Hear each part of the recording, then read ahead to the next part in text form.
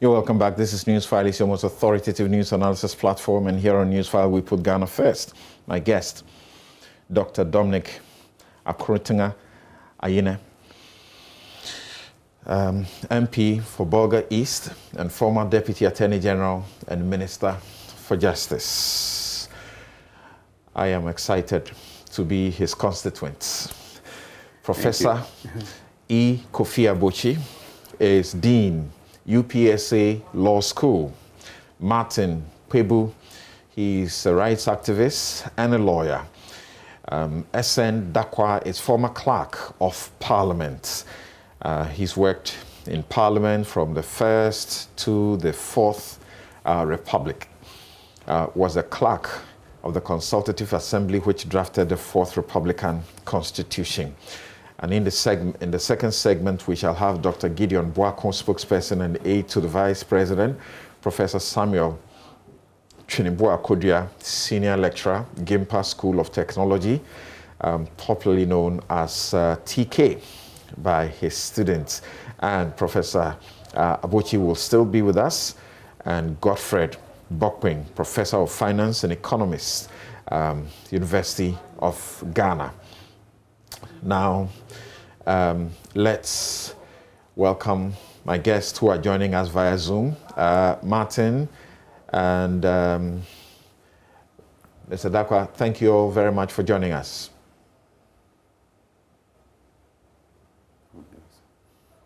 All right, I'll begin right here in the studio, and let's start with Professor Abotsi on this matter having to do with the MP for Medina, Francis Xavier Sosu.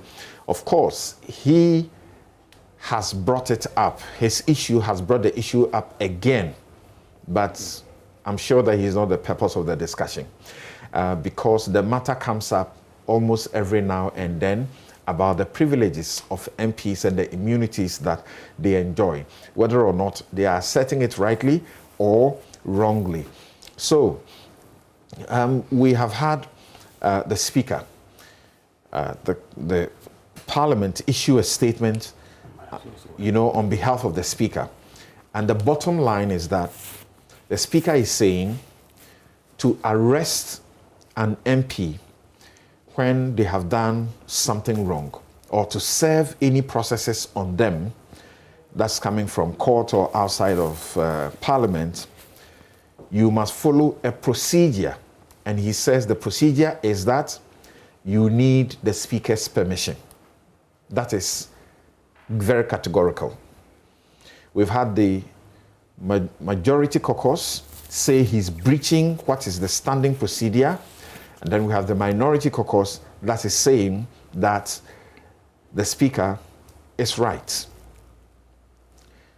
What does the law say? Well, clearly what the law says now is a subject of deep contestation. And so what I say, I'm sure will certainly never get close to resolving the matter. But it's important that at least we have all shifted from the initial, what I would consider to be semi-confusion, i.e. whether there couldn't be an arrest at all. I think when it started, there were confusions as to whether you can arrest a member of Parliament. But it seems that so far the discussion has fundamentally shifted, which is quite helpful. So we are no more contesting whether or not members of Parliament can be arrested. I think what is an issue now is the procedural aspect of the arrest. And the Speaker is saying he performs a gatekeeping role. If you want to arrest any of his members, you need to go through him. That is the part that still remains a bit controversial. My reading of Article 117, which in my opinion is an operative provision, is that a person can be arrested if he's a member of Parliament only and only if you establish that he is not on his way to Parliament, he is not on his way from Parliament, or he is not attending to parliamentary proceedings. He is not on his way to Parliament from Parliament, or attending at, as the Constitution uses the expression, attending a particular parliamentary proceeding. So a person can be arrested if he's a member of Parliament if he doesn't fall under any of these limited exceptions. Now, Article 117 is a limited exception. The reason it's an exception is because the general rule is that under Article 14, everyone can be arrested except the President of Ghana. In that case, it means for a person to show that he has an immunity of any kind, he must establish it textually. There must be an express provision that basically gives the person or the claimant an immunity under our laws. Article 117 clearly indicates the circumstances under which a person cannot be arrested if he's a member of parliament. The ones arguing against the capacity of the police to arrest a sitting member of parliament read Article 117 in conjunction with 118. Article 118 basically says a person cannot be served with a court summons, etc., to serve as jury, etc., in relation to courts, if the person is a member of parliament and if the person is attending to parliamentary business. And the Constitution goes ahead to say that if there's any doubt as to whether or not a person is attending to parliamentary business, the certificate of the Speaker is sufficient proof. Those who read the two together essentially are saying that 1182 addresses exactly the concerns of 117 in the sense that you cannot arrest a sitting member of parliament unless you have gone through the Speaker. I have indicated that because it is an exception, we have to read it narrowly. You don't read an exception broadly. You read general provisions broadly, and you read exceptions narrowly, because exceptions are narrow. That's what they are. The rule of exceptions is that they carve out a limited provision out of a broader provision. So you don't read exceptions broadly. So because 117 is an exception to the general rule of arrest, you don't read 117 expansively. But those who read 117 and the same way they read 118 indicates that the two appear to play similar roles, i.e. you are coming to interfere with the MP's functional role in Parliament. And because you're interfering with the MP's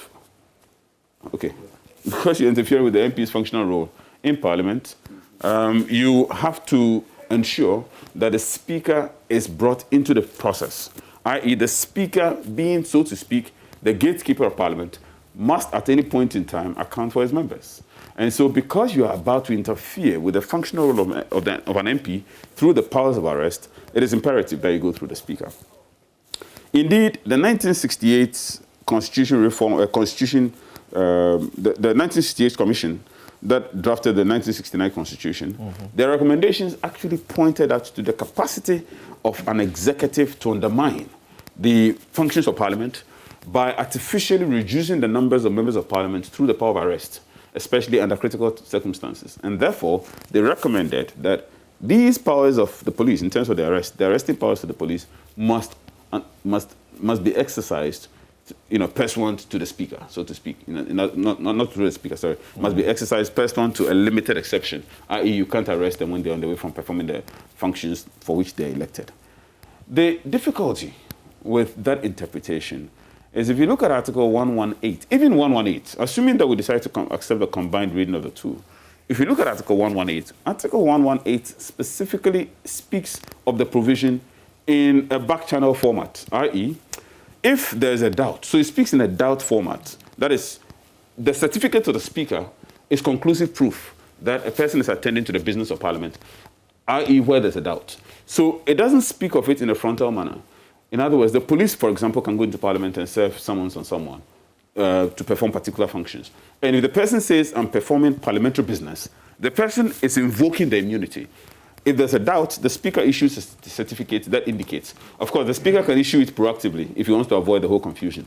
But these things are spoken of in a manner which looks quite reactive, particularly 1182, that the Speaker can react to any doubt by issuing a certificate, and the certificate of the Speaker is conclusive proof. The point I'm just trying to drive at is that the powers of the police to arrest is an expansive power. It ordinarily cannot be constricted, and the circumstances under which it is constricted are clearly itemized. The purpose for the itemization is to ensure that we do not have, if you like, a limitless immunity, so to speak, availing anyone. And whenever anybody claims an immunity, the person must establish it textually in the Constitution. Now, part of the reason why I'm constrained to read 118, and if you ask me, look, my preference conflicts with what I read as a reality. My preference actually is for us to have Article 1182 equally repeated under 117. That's my preference. I.e., the Speaker must at all points in time be involved in the process. I think it helps because it allows for not only institutional autonomy, but it allows for some checks against the executive. Because we should not forget that all these things happening, the police are part of the executive. And for a lot of the difficulties we have now, there's some reality we are not talking about. And that reality is a historical one. The police suffers from a historical deficit of trust. There is a deficit of trust which both parties in government are blamable for. And usually when they're in opposition, they see the problem magnified. When they're in government, they do the same things. And now when parties are in government, they also don't see the problem. When they go into opposition, suddenly they see the problem. So we have a situation in which there's a deficit of trust in terms of institutional manipulation of the police. And because of the institutional manipulation of the police, there's a sense in which any time the police makes a move, particularly against the other organ, there's a perception that somehow the executive is behind this. So that institutional deficit in terms of police manipulation and the deficit of trust is what undermines this. So I would prefer that we have a situation in which 1182 is actually repeated under 117. But if you look at this from a purely constructive, in other words, the construction of statutes and the interpretation of laws, the principle is you do not assume that a lawmaker made a mistake. Prof. Abotsi has been referring to two particular provisions of the Constitution. I just want to read them to you so that we continue. Now, the first provision is Article 117. It says, civil or criminal process coming from any court or place out of Parliament shall not be served on or executed in relation to the Speaker or a member or the clerk to Parliament while he is on his way to attending at or returning from any proceedings of Parliament. We've put that in a slide. We'll put it on the television so that you see it. So that whilst a member is attending to, on his way to, attending at, or returning from any proceedings of Parliament, it says civil or criminal processes coming from outside of Parliament shall not be served on or executed in relation to that member, the Speaker, or the clerk. And the heading of that provision is immunity from service of process and arrest. He also referred to Article 118 and Clause 2 of that. Article 118 is entitled Immunity from Witness Summons. Immunity from Witness Summons. Neither the Speaker nor a member of nor the clerk to Parliament shall be compelled while attending to Parliament to appear as a witness in any court or place out of Parliament. 2. The certificate of the Speaker that a member or the clerk is attending the proceedings of Parliament is conclusive evidence of attendance at Parliament. Thank you, Samson, for that. So I think the provision speaks for itself. And for me, the problem with interpreting 1182 alongside 117 is to expand the immunity of members of Parliament. And the reason I find that a bit problematic is because the whole point of police powers of arrest is that the police exercises an administrative discretion when they decide whom to arrest. The power of arrest is a discretionary one, which avails the police once they think that certain elements of an offense are made out and they decide to arrest you and activate the judicial process, so to speak. So once the police decide to do that, the idea that they would have to go through a third person to make a decision in terms of whether or not a person, the arrest process can be completed, in my opinion, it distorts the power of arrest. I think the reason 117 is the way it is, without bringing the Speaker under 117, is to enable that discretionary authority to be exercised. And when it is exercised, and the person has to go to court, and the person is being processed, the additional responsibility of a person who is arrested and who is acting pursuant to the power of arrest, i.e. attending to court, acting as a witness, at that stage, the processes cannot be served on that person unless and until the Speaker is brought into the fray. And the reason that is to ensure that as far as the judicial component is concerned, the Speaker indicates whether or not a person's parliamentary functions will be interfered with and whether or not a person is attending to the functions of his office as a member of parliament. And as I indicated earlier, we are dealing with a situation of trust. Until we deal with that, this problem will continue. If there's trust in the institutional autonomy of the police, very often when they exercise these powers, there will be no problem. Indeed, in the UK, where we seem to have copied this, the powers of the police are limited. The immunity of the members of parliament is very limited. Limited in the sense of a member of parliament can be arrested at any time for criminal offenses, mainstream criminal offenses, and the immunity is restricted to breaches of State Secrets Act, breaches of slanderous offenses. If the person commits a slanderous offense, for example, there's an immunity. Yes, exactly. So defamation in parliament or slander, and then contempt of court. Where the person is guilty of contempt of court, slanderous offenses, or breaches of State Secrets Act, those ones, the member of parliament has immunity. But otherwise, for the commission of regular offenses, there's no immunity. And the reason this is important is because of the rule of law. We must have equality of law, equality of all persons before the law. And it's imperative that as very respectable and as distinguished as members of parliament are in terms of being the cream of our society, it's imperative that there's a sense of equality before the law and accountability when all persons are guilty of anything for which the police decide to proceed against them by way of arrest. I'll leave it here for now.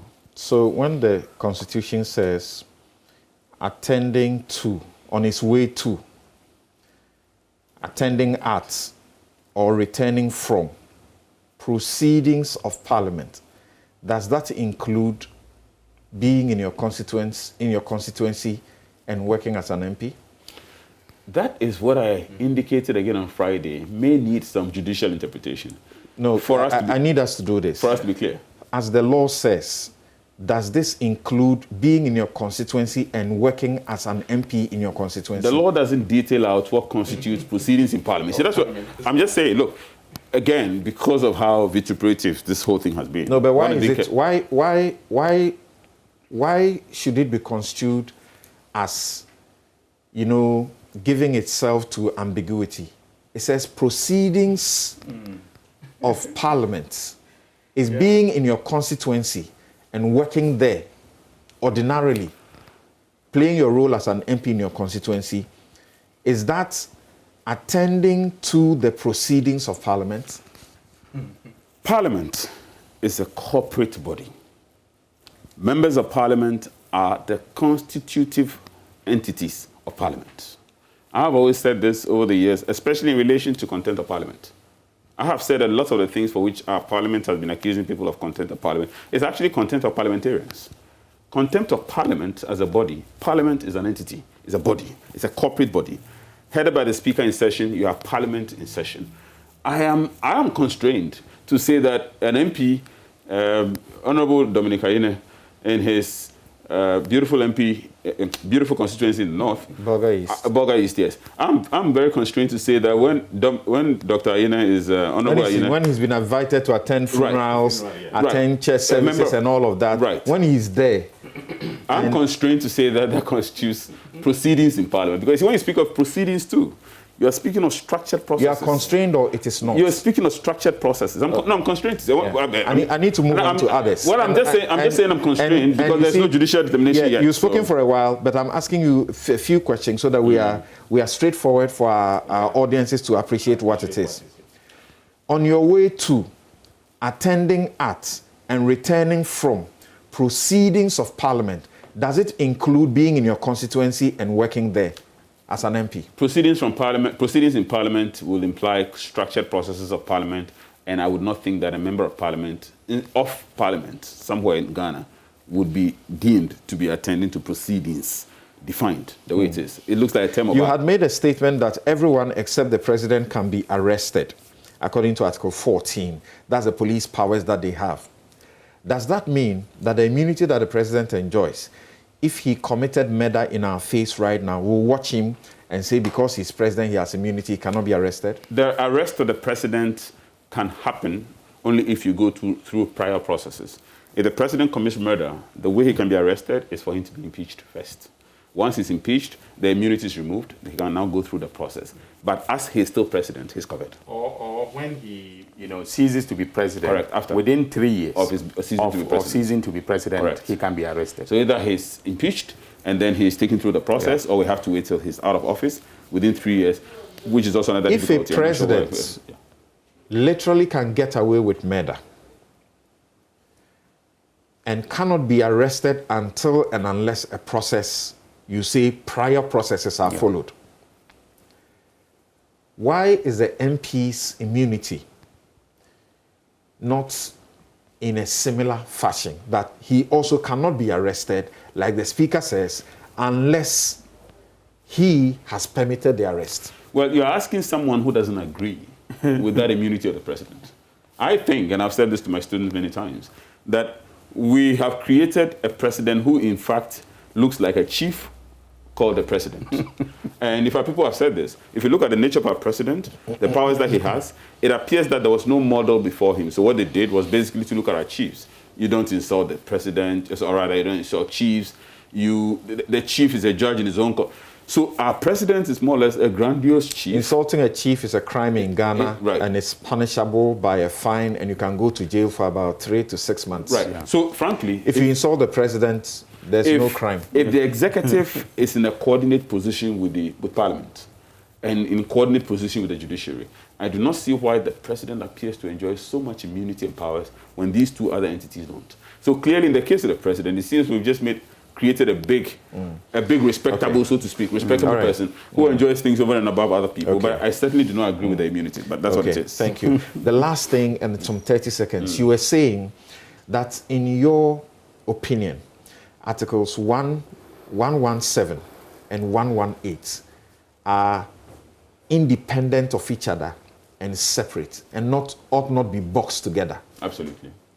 Therefore, the Speaker's claim that his warrant to indicate, or his permission for the purposes of effecting arrest under Article 117 is unfounded. In the circumstances, yes. I think the Speaker doesn't play a role under 117. So my analysis is 118, the Speaker plays a role. The Speaker so is the if Speaker doesn't play a role under 117, it means police do not need the Speaker's permission to arrest an MP when they commit a crime. Yes, in my opinion. Okay. But 118 is being brought in, and 118 should relate only to what? 118 relates specifically to what it says. The court summons, court orders. Witness and juror. So if you look carefully at it, and thank you, Dominic, if you look carefully at it, you realize that 118 is specifically related to the judiciary, or judiciary orders emanating from the judiciary. And I think the purpose for that, among others, is also for that level of institutional coordination. Because court orders are orders. Police arrests are not court orders. And so, for example, if someone evades police arrest, the person hasn't committed any contempt of anyone. Okay. But court orders can create problems in terms of the institutional relationship between the judiciary and the executive. I'm sure we'll get back on this. So, as Professor Abotsi speaks, you find that even though Article 117 is what it is, plain from his point of view, that you don't need the Speaker's prior whatever or permission to arrest an MP when they commit an offense.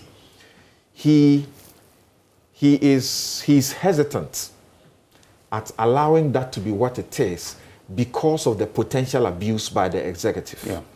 Now, I need us, before you come in, I need us to look at what the proposals for the Constitutional Commission for a Constitution of Ghana 1968, what they said, which obviously is what Abotsi is talking about. They said at paragraph 429 of their proposals that the history of parliamentary privileges and immunities goes back to the days when the people's representatives were faced with powerful governments which did not spare any effort to intimidate and harass them. These days, when Parliament has no real cause to fear executive interference, these privileges and immunities are less justifiable. Nevertheless, they still retain their essential raison d'etre because they are not considered simply as favors granted to parliamentarians in their personal capacity, but rather as rules designed to secure the complete independence of Parliament. In this light, you say you need the Speaker's permission at all times.